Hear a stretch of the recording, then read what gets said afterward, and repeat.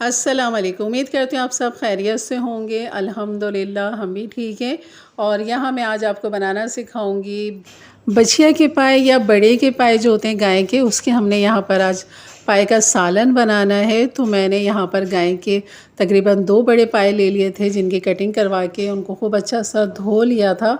और धोने के बाद उनको उबालने का मैं किस तरह उबालती हूँ, तो सबसे पहले तो आप पाए को लेकर जब आएंगे तब आपने साफ़ पानी के साथ खूब अच्छा सा रगड़ के धोना है, क्योंकि उनके कुछ बाल रह जाते हैं या कुछ थोड़ा बहुत जो लगा होता है वो साफ़ कर लेना है। 2 से 3 पानी के साथ मैंने खूब अच्छा सा इनको एक एक करके बोटी को पहले धोया था, हड्डियों को सबको।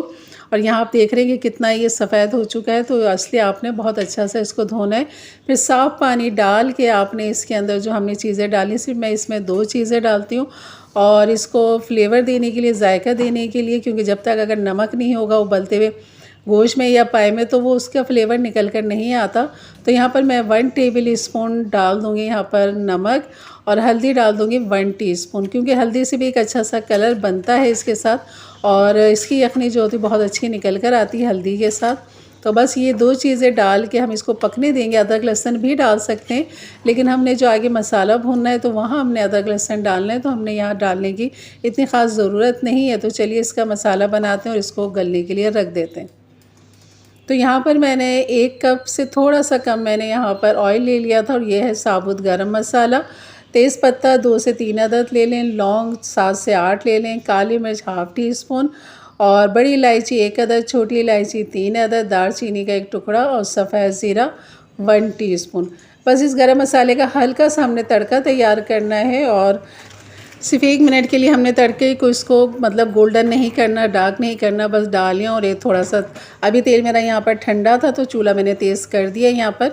तो जैसे ये तड़का होता है तो यहाँ पर मैं अदरक लहसुन जो है पिसा हुआ डाल दिया था मैंने यहाँ पर, जो वो रिकॉर्ड नहीं हो सका। तो मैंने यहाँ 2 टीस्पून भर भर के अदरक लहसुन डाले हैं, और चाहे तो आप टेबल स्पून यहाँ पर डाल दें, 1 टेबल स्पून भर के डाल दें। और अदरक लहसुन के साथ गरम मसाले के साथ इनको हल्का सा भूनना है। और यहाँ पर मैंने 3 प्याज़ें, जिनको मैंने बारीक पीस लिया था। यहाँ ड्राई मसाले के अंदर हमारे नॉर्मल मसाले जो हमारे घरों में होते हैं, लाल मिर्च ले लेंगे 1 टीस्पून मैंने भर के ली है, और हल्दी ½ टीस्पून लिए। यखनी जो हम बना रहे हैं पाए की, उसमें भी हल्दी है। तो यहाँ पर कवा धनिया 2 टीस्पून या 1 टेबल स्पून यहाँ पर आप डाल दें। अच्छा, प्याज को आप या फिर सबसे पहले गोल्डन करके निकाल लें, फिर उसको पीस के डाल लें, या फिर आप कच्ची प्याज ही कर लें। तो मैं दोनों तरीके से बना लेती हूँ, कभी मैं लाल करके पीसूँ और कभी मैं कच्ची प्याज को ही पीस के मैं डाल देती हूँ। इस तरह भी दोनों तरीके बेहतर है, बस हल्का सा फ्लेवर में फ़र्क, लेकिन दोनों ही बहुत लाजवाब बनते हैं पाए दोनों तरीक़ों से।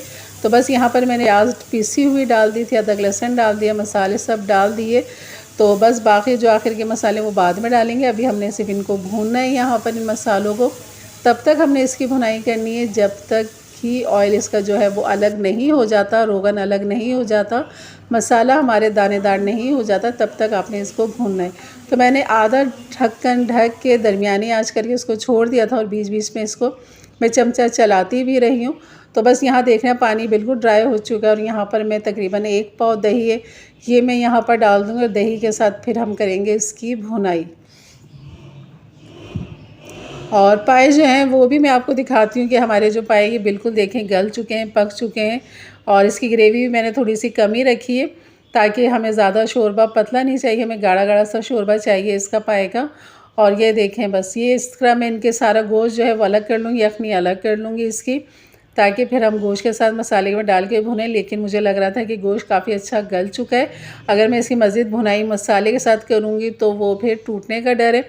तो मैंने फिर ये सारा जो मसाला है इसको खूब अच्छा सा भून लिया था, और यहाँ पर डाल देंगे अब हम पिसा हुआ गरम मसाला 1 टीस्पून, और उसके साथ फिर इसकी भुनाई करेंगे। देखने कैसे दानेदार हो रहा है, ऑयल जो है बिल्कुल इसका सेपरेट हो चुका है, अलग हो चुका है। गरम मसाला डालने के बाद बस इसको आप मिक्स करें, और इसके अंदर डाल दीजिए फिर पाए का यखनी डाल दें, पाए का गोश्त डाल दें, और इसकी ग्रेवी जो आप अपनी मर्ज़ी के हिसाब से कम या ज़्यादा कर सकते हैं। तो बस ये थी मेरी आज की रेसिपी। यकीनन अच्छी लगी तो लाइक कर दीजिएगा, मेरे चैनल पर नए हैं तो ज़रूर सब्सक्राइब कर दीजिएगा।